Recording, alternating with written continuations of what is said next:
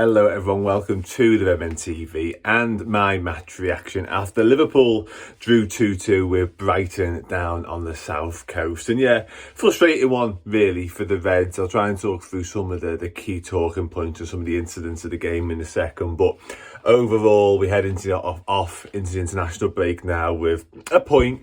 And, you know, given what happened last year down at that stadium, it's probably sort of a point hard fought and hard earned. But at the same time, I think Liverpool will definitely be disappointed not to come away with all three there. Not that the performance necessarily deserved or warranted all 3 points, but I think overall, that's the sort of game we should be going and really making a statement in and taking 3 points from and saying, yeah, we are the real deal, and we just weren't able to do that for whatever reason. In terms of the game, Liverpool actually started okay. I thought first 5-10 minutes we were quite lively, quite a bright start. And then, for whatever reason, we just kind of, went into a bit of a lull, just kind of stopped playing, stopped pressing. It felt like we were going to catch them on the press because they were really taking a lot of risks, like living very, very dangerously, playing out from the back, and they do it well. But there's a couple of occasions whereby you think, tell you what, like with our patient attack, Diaz, Núñez and Salah swarming round, you just felt like we were going to get something. But it actually was the opposite way around. Liverpool, bit sluggish, I think I'd say, from the back. I think a lot of people are blaming McAllister for the goal that we conceded. Now, he's part of it for me, definitely. He's a little bit caught on his heels, not quite aware of the danger that's around him. Maybe that's a lack of awareness in terms of the position he's playing and just that speed of thought. But Virgil van Dijk underhits the pass into him. And not only does he underhit the pass, he doesn't almost give him the nod that he's being sort of swarmed upon by 2 Brighton players. And it's telegraphed the pass. The Brighton lads can see it coming a mile off. Virgil van Dijk then, like I say, sort of doubles down on his mistake, if you like, by underhitting it. He doesn't really give McAllister a sniff. Now, like I say, McAllister could be a bit more sort of proactive and coming to the ball and popping it back to Van Dijk, but it's a mess. And then it sort of caps off with Alisson being out of possession and Brighton then scoring what was a pretty simple goal really for them, quite straightforward.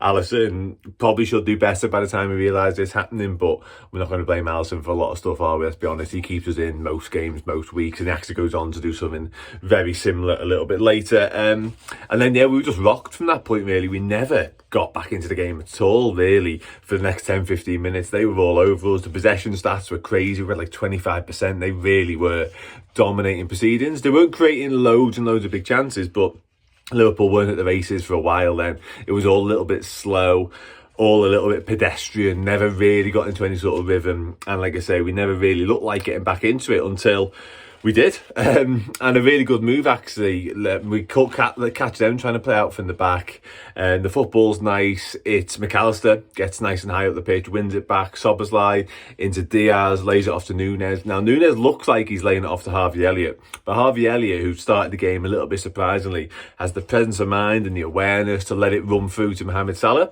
who finishes comfortably. It's bread and butter for Salah. He missed one similar in the week. He wasn't going to pass up this opportunity. 1-1 against the run of play, you'd probably have to say, but Liverpool back in the game. And like I say, the balance of play was very Brighton heavy at the time. So yeah, relatively, fortunate, if you like, to get back into it. But it was a good bit of football, probably the best bit of football we put together at that point.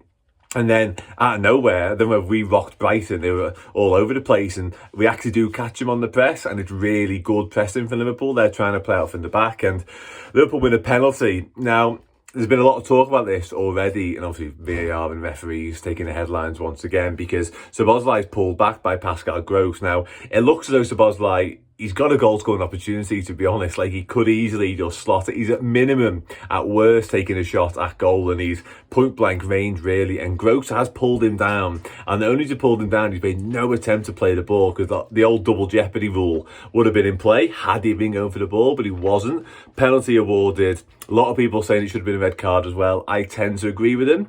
And as for the penalty itself, you can have no complaints because it was nailed on. And then literally, as the ball rolled out to Luis Diaz, he then gets taken out as well. So Liverpool probably could have had 2 pens if they really wanted to, if that was a rule, of course. Mohamed Salah, no mistake from the spot.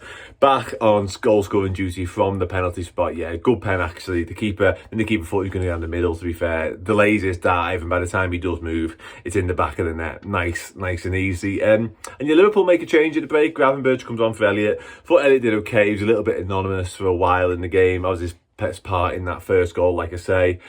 Gravenberch comes on. Gravenberch is really lively. And Gravenberch has got a big chance. More nice football down the right-hand side this time. It's Szoboszlai's ball across the box, and Gravenberch revives at the back post. And in his defence, it's bouncing up, and he needs to try and get over it, and he can't. It balloons off ankle area, sort of heel of his left, and hits the bar, but it's an open goal. Like, obviously in hindsight now, that's a big chance to wrap up all 3 points and to pretty much put the game to bed, and we don't take it. And it comes back to haunt us, of course. And Luis Diaz has a similar chance to do the same. Liverpool, good numbers in attack quite a lot. We caught them sort of 4-on-3, 5-on-2 at times even. We really were sort of at them for a large part of this game because it opened up massively. They were trying to get the equaliser, we were on the counter. And there's a moment where Diaz, he's on his left foot, he's in the 18-yard box, and he's got to hit the target for me, and he doesn't. He strikes it really well, he strikes it really clean. If he does hit the target, he's probably scored, but he misses. And you just think, is that going to come back and haunt us? And it does, because Liverpool give away a free kick. Little bit of discussion on the free kick. I think it probably is, to be honest with you. Canate clatters into his man, and it's whipped in, and Andy Robertson, he had a really good game up until this point, but for whatever reason, he decides not to try and deal with it. Whether he thinks he's going to deflect it in or make it even more dangerous for Liverpool, I don't know. It's a good delivery anyway, but Robertson goes to try and clear with his right, completely sort of backs out of it, and Lewis Dunk is sort of in the 6-yard box, volleys at home, 2-2. Brighton could have won it. João Pedro had a big chance after that. I probably should do better, to be honest with you. I thought Diaz should do better. João Pedro definitely should. Blazers over. So yeah, Liverpool don't really have a chance to win it after that. We have a little bit of pressure, but the chance never really came. It never really fell to anyone like it could have done. So yeah, a little bit frustrating from Liverpool perspective into the international break now. Not a bad result, not a terrible point to take, of course. But again, I feel like, had we been at it, and even with the subs, like, in games this season, we've been in this situation before, chasing the game, trying to find a win. We've had Jota, we've had Gakpo to bring off the bench, and it felt like we needed that, and we just didn't have them. We know that, suspended, injured, whatever it may be. The options from the bench to change the game just weren't there, and that's really frustrating from our point of view. But some bright sparks. Ryan Gravenberch again, the full second half was really good. Mohamed Salah with 2 more goals, of course. And like I say, I think Trent was outstanding actually at the back. I really thought he was brilliant. Came off, probably fitness related, I would have thought, for Joe Gomez. He had a really good game though, Trent, I thought, before he did get replaced. Defensively, especially up against Matoma, I thought he was class. So yeah, disappointing, frustrating, one of them. International break time now, and then we will be back, of course. Yeah, loads more content to do, loads more stuff on Redmen, of course, on Redmen Plus and across the Redmen TV YouTube. So until next time, take it easy, up the Reds.